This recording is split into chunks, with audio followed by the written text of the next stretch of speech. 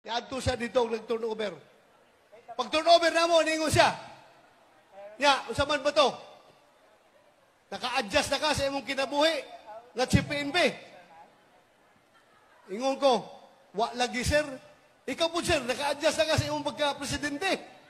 Isa, wa po. So, unsa ba itong buhaton sir? Mao gihapon. Buhaton na to itong war on drugs. Buhaton na to sa tibuok Pilipinas. Ang sulti pa niya sa kuha. Klaro pa kayo, yun siya.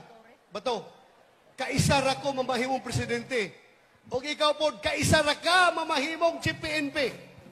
Busa, ang atong pagkapwisto karon, dili na atong kagustuhan. Kagustuhan ka na sa Ginoo. We are appointed by God for a purpose. Destiny nato ni. So buhaton nato ang atong buhaton. O sige sir. So mao to launch big war on drugs. Pagkatapos ini karon, nagmamalipayo na ang mga tauhan. Bisag asa kang wadto, tibuok Pilipinas. Wadto ka sa pinaka Islam nga lugar diha sa mga Manila, Quezon City. Ang mga tao muduol kanako magpasalamat.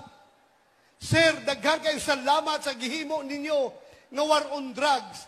Tungod kay kaniadto